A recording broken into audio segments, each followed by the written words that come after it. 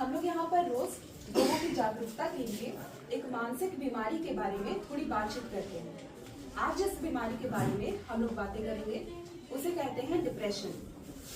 Depression क्या होता है, किसी को पता है यहाँ पे? पता है क्या होता है? हाँ, किसी बात को लेकर बहुत झल्लाना हम करते हैं आजकल।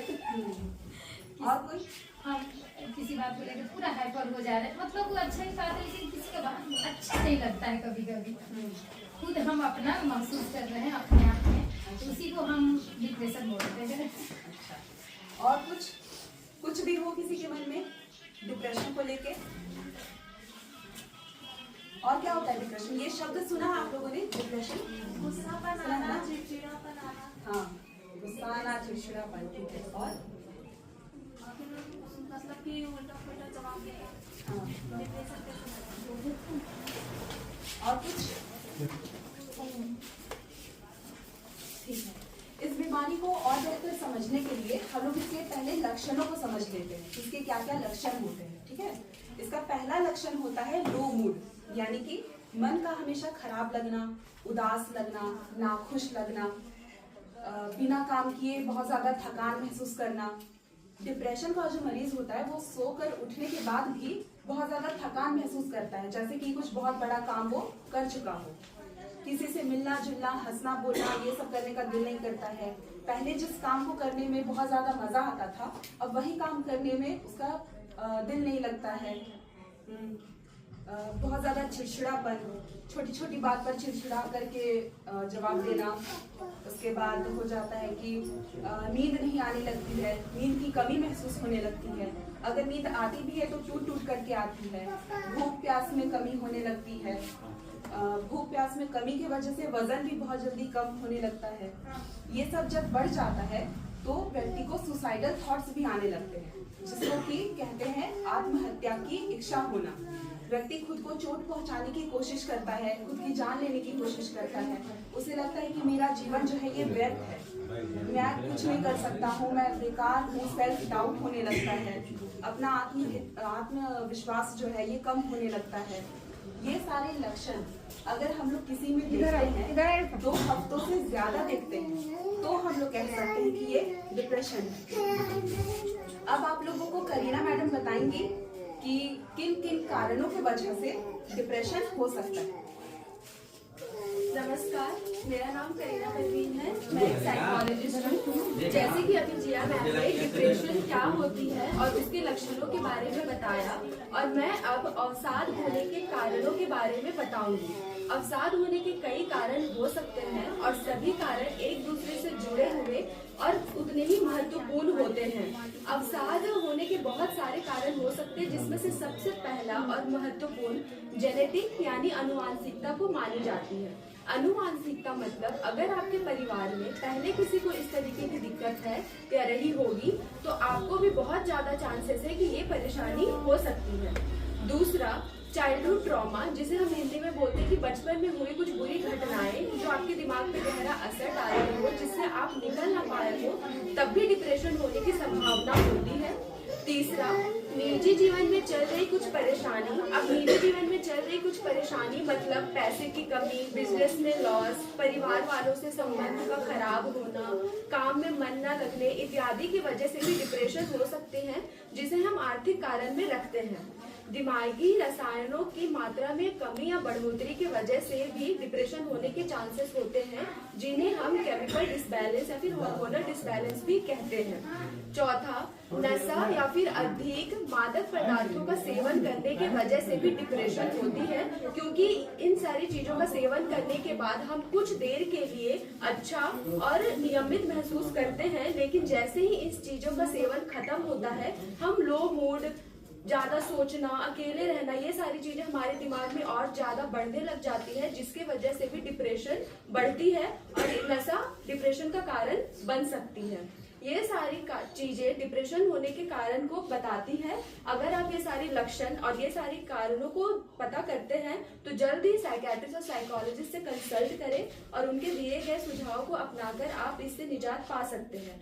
और साइकेट्रिस्ट और साइकोलॉजिस्ट से कंसल्ट करने से पहले आप खुद में क्या क्या चीजें कर सकती हैं वो बताने के लिए आगे हमारी मैम तृष्णा मैम वो आप लोगों को बताएंगी कि आप क्या कर सकती हैं। अभी तक हम लोगों ने जाना कि डिप्रेशन क्या होता है और क्या उसके लक्षण हैं और किन कारणों की वजह से डिप्रेशन या अवसाद की बीमारी हमें होती है। अब हम ये देखेंगे कि अगर किसी भी रोगी में हम डिप्रेशन के कोई लक्षण देख रहे हैं तो हमें क्या करना चाहिए। सबसे पहले अगर आप किसी भी रोगी के अंदर कोई भी डिप्रेशन या अवसाद के लक्षण देख पा रहे हैं तो आपको हिचकिचाना नहीं है, घबराना नहीं है या उसके लिए शर्म महसूस नहीं करना है, क्योंकि डिप्रेशन एक ऐसी बीमारी है जो किसी भी उम्र के व्यक्ति को हो सकती है, चाहे वो किसी भी जाति, किसी भी लिंग या किसी भी धर्म के हों। अगर किसी भी व्यक्ति में ये लक्षण आप 2-3 हफ्तों से ज्यादा समय से देख रहे हैं तब आपको डॉक्टर का उपचार लेना आपके लिए अनिवार्य है और जरूरी है। डिप्रेशन को कम करने के लिए बहुत सारी दवाइयाँ बाजार में उपलब्ध हैं, लेकिन उन दवाइयों का सेवन आपको खुद से नहीं करना है। हमेशा आपको डॉक्टर का सलाह लेना है और डॉक्टर आपको जिस तरीके से जो दवाइयाँ लेने को बताएं आपको वो दवाइयाँ वैसी ही लेनी है। डिप्रेशन में जो भी दवाइयाँ हैं उसके साथ साथ मनोवैज्ञानिक चिकित्साएं जो होती हैं जिसे हम साइकोलॉजिकल थेरेपीज बोलते हैं वो भी बहुत जरूरी होती हैं। बहुत सारे केसेस में ऐसा देखा गया है कि डिप्रेशन के जो लक्षण हैं वो मनोवैज्ञानिक थेरेपीज से बहुत ही कम किए जा सकते हैं। अगर आप प्रभावशाली रूप से डिप्रेशन के लक्षणों को कम करना चाहते हैं तो आपको डॉक्टर की दवाइयों के साथ साथ मनोवैज्ञानिक चिकित्सा भी लेनी चाहिए। अब हम बात करेंगे कि जिन भी लोगों के घर में ऐसे रोगी हैं जिनमें डिप्रेशन के लक्षण देखे जा रहे हैं तो घर के लोग, घर के जो सदस्य हैं वो क्या कर सकते हैं। सबसे पहले तो आपको जो भी रोगी या पेशेंट है उसे समय से दवाइयाँ देनी है, उनका सहयोग करना है।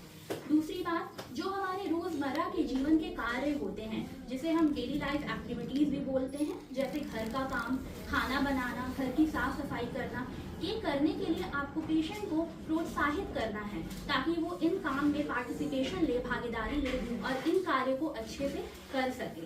रोगी पहले जो भी कार्य करने में उसे अच्छा लगता था, यानी लोगों की बहुत सारी हॉबीज होती है ना, किसी को डांस करना पसंद है, किसी को गाना गाना पसंद है, तो जो भी रोगी है अगर उसको कोई ऐसी हॉबी थी तो आपको प्रोत्साहित करना है कि वो जो अपना हॉबी है उसके ऊपर कार्य करे, ये काम वो अच्छे से कर पाए।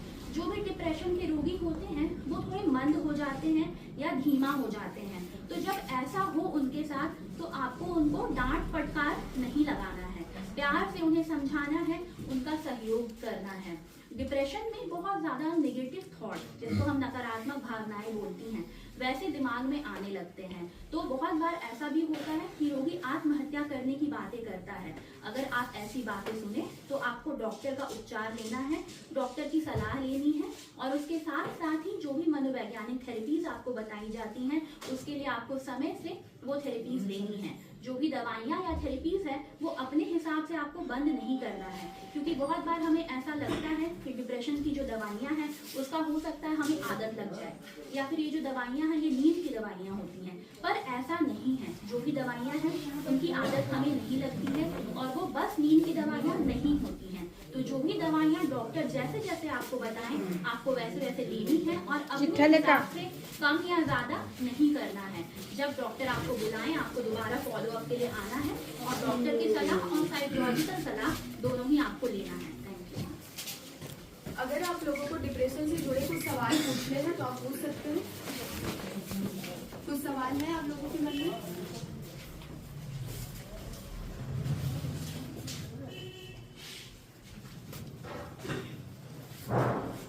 कुछ भी पूछना है किसी को तो पूछ सकते हैं, पूछिए।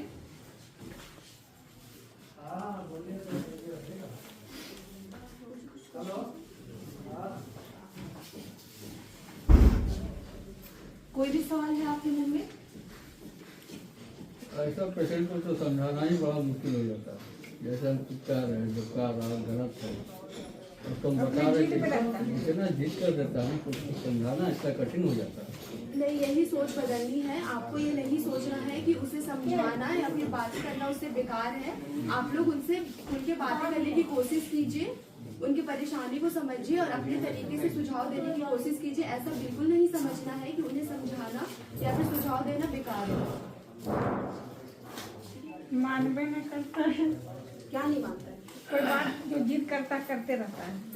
फिर मनाते हैं उसको, क्या से समझाते हैं। हाँ यही मनाते हैं।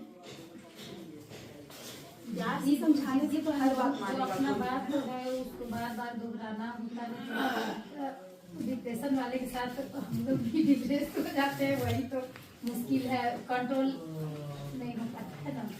उसके लिए हम लोग को क्या एकदम सहनशील रहना होगा ना। डिप्रेशन की दवा क्या लाइफ लॉन्ग लेनी पड़ती है? नहीं, वो डिपेंड करता है कि व्यक्ति को जो डिप्रेशन है वो किस लेवल पे है। उसको पहले ले जाना पड़ता है किसी प्रोफेशनल के पास, किसी साइकोलॉजिस्ट या फिर किसी साइकाट्रिस्ट के पास। फिर वो उसका टेस्ट करते हैं कि डिप्रेशन कैसा है, माइल्ड है, मॉडरेट है, सीवियर लेवल पे है। फिर उसका इलाज किस किस तरीके से किया जा सकता है, दवाई दिया जा सकता है, काउंसलिंग किया जा सकता है, थेरेपी किया जा सकता है ना। सारे तरीके से उसको जल्दी ही ये सब ठीक हो जाता है। उतना लाइफ लॉन्ग दवाई तो नहीं चलती। नहीं दवा खाते खाते फिर ऐसी गुदा हो गया। हाँ, तो उसमें फिर अगर बीच में दवाई छोड़ देते हैं या फिर नहीं लेते हैं या फिर टाइम से वापस से फॉलो अप नहीं हो रहा है, दवाई बदल नहीं रहा है सही तरीके से, तो ये सब भी कारण की वजह से होता है, लंबा चल जाता है प्रेस। तो सही वक्त पे अगर दिखाएं आप, है ना, जो जो दवाई मिला है उसको आप कीजिए, सारे तरीके से उसको ठीक किया जा सकता है। उसके साथ व्यवहार भी सही रखना होगा, हाँ। थोड़ा जिद नहीं करना होता। और कोई सवाल किसी के मन में? दवाओं का साइड इफेक्ट है? दवाई का साइड इफेक्ट नहीं, दवाई का साइड इफेक्ट कुछ दवाई का हो सकता है। डिप्रेशन में आमतौर पर जो दवाइयाँ पड़ती है उसका कोई साइड इफेक्ट नहीं रहता है। और फिर भी अगर आप लोगों को ऐसा महसूस हो तो जल्दी डॉक्टर या फिर साइकियाट्रिस्ट जिससे भी आप कंसल्ट कर रहे हैं उनसे बातें करें, उनके सजेशंस को अपनाएं, फिर ही कुछ अपने साइड से कुछ करें। ऐसे अब बिना सोचे समझे खुद से ऐसे देख करके दवाई बंद नहीं करनी, तुरंत ही डॉक्टर से कंसल्ट कर ले, उसके बाद ही फिर बात भी करें।